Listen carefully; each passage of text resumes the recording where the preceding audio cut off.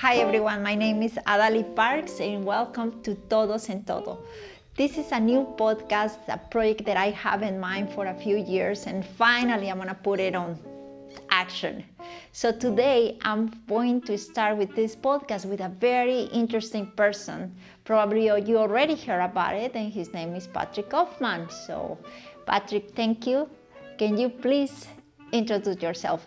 Hi, I am, in fact, in the flesh, Patrick Coffman. I work and live here in Todos Santos and do architectural design. That's me. Why Todos Santos, Patrick? Years and years ago, like in 1989, we arrived in Todos Santos, liked it a whole lot, and it took us all of about 4 days to buy a house. So here we have been for darn near 35 years, and we just keep working, and it's a great place to be. I can't think of any place else I'd rather go to improve the situation. It's just great here. You have no idea how many people ask me when they walk into my house. They got like a very surprised about the combination of materials and the design and the high ceilings. They always wondering, who is Patrick Coffman? I want him to design my house. So how do you get into designing homes? My education isn't in architecture, but the fine art aspect of a person's sensibilities translates really well into architecture. And so here I am mixing materials and making things not just to look at in a museum, but artwork to live in. Beautiful. So like I said before, your homes incorporate, for me, three things. Big fireplaces, big mantles, stunning big fireplaces in concrete and brick. Other thing is the high ceilings and the light. Light and high ceilings, I think, make a beautiful combination. My house is called Casa Girasol because it has light, has air, and it has this beautiful design that inviting to be in. Wow, so many compliments. Wow. It is a lot of compliments, but how are you inspired to build on these elements and create something different and new for each customer? We have a choice. We, as human beings floating around in the world, we can be out in the natural environment and look for something that we like and look for something where we're comfortable. And then the other side of all the choosing you get to do as a person is in the built environment. So my idea is to bring all of those elements that you enjoyed in the natural environment and try and include as many as you can in the built environment. So there you're back to light, air, the volume that you choose to be in, and not trapped by, because generally you don't ever feel trapped in the natural environment, and I sure don't want to feel trapped in a house. Here, it was the local vernacular and historical architecture was huge impact on me. So I took it on myself to make the translation and incorporate all the things that we found in the vernacular here into the work that I could do. When we were first looking at the house that we ended up buying, it had a palapa roof. And that staggered me because it's not a small house and it wasn't an inexpensive house. And I'm thinking to myself, how does this work? We have a house like this, and it's got a roof made out of palm leaves. I went through that one and started looking around as to how that material was the natural resource here and how well it worked. So it ended up for me that I put a lot of palapa roofs on my projects. But it staggered me to begin with. Yes. What are your challenges as a designer or builder, because you build as well? No matter where you find yourself, is finding good people to actually do the building. A good contractor with a good crew, that's the critical thing. In order to get done what you imagine, you need people to really understand.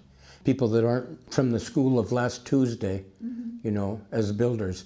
People that have experience with Adobe The critical thing is to find a clay soil deposit, really sticky, strong clay soil, and sand, good clean sand. That's the mix. It's mostly sand. It's about 60-70% sand and 30-40% this clay soil.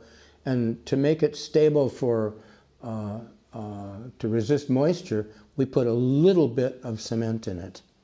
This is a challenge for me when I'm trying to describe your style to the construction that you do, the design.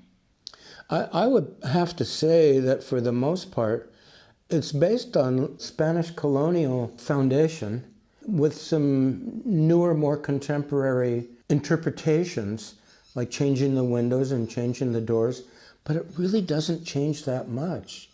There are arches in windows and doors, and by the time you've got it all down on a piece of paper or you've got it all built, oh, look at that. There's another one that I did. Architects generally, if they become identified, it's because they create their own style. When we go around as a realtors, my colleagues and I, we always already said, that's Patrick Coffman house. That's Patrick Coffman house. You recognize it, of course, right away. Yeah. We notice that you're still working in the traditional way by making your drawings by hand, right, and your calculations by hand and everything. How you manage to do that? I look at the people who do the CAD design, the computer design work, and I say, how do they do it? Because what I know is to draw. It seems hard and cold to me. I don't see the mix. I don't see the humanity. I don't see the life in it. I see lots and lots of projects that look like they were brought down on a truck from San Diego and plunked on a lot, rather than somebody who lets Mexico and tradition and local style soak in first and then reflect it into some work. But I have to say, when I hand my drawings like to an engineer, they sometimes give me a little grief, like, well, I'm going to have to put all this into CAD. That's a lot of work. Well, yeah, that's what you're going to have to do, because I draw everything. And the line weight and the shading and the perspectives and stuff that help me see what I'm doing, that's what I'm able to give somebody else. I can't do it with a computer. Last question. Okay. Are you sure? Yes. Okay. 2025 from now on, how you will describe the architecturic environment in Todos Santos? The percentage of people who let themselves be affected by finding themselves in a new environment, a new culture, a new vernacular of architecture is always a little smaller. Mm-hmm. Because many people want to get on with their life, and as long as they have four walls and a couple of windows and a couple of doors, that part of their life is done. But the people who really look into how they want to live inside of a residence, it's a smaller part. And usually, like you say, you drive around and you see houses that are a little bit more interesting, and people say, well, who did that? I want one of those. So those people will find me, and the other people will bring what they need down on a truck and dump it off, and they'll be okay because they don't have the requirement. Right. So the percentages, like how will it change? I don't think it'll change much. There'll always be the two groups, and they'll look for what they need. They'll be able to speak a language that they already know, and then some of those people will say, I think I want to learn a new language.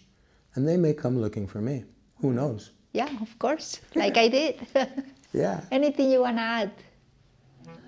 No, not really. I get a little concerned, about things getting a little overrun, like the infrastructure in Todos Santos, getting a little overrun. That makes me a little nervous. But hopefully in La Paz, the right kind of people take into account what we need to have here to support a growing population, a fast-growing population. And I'm not going to get into making any comments about politics, except for the fact that in the United States, I can sure understand why people are going to, start thinking about moving to Mexico. Right. And that's it for politics for me. Yeah, let's not go there. I'm done. Thank you so much, Patrick. My pleasure. Thanks for coming. Thank you.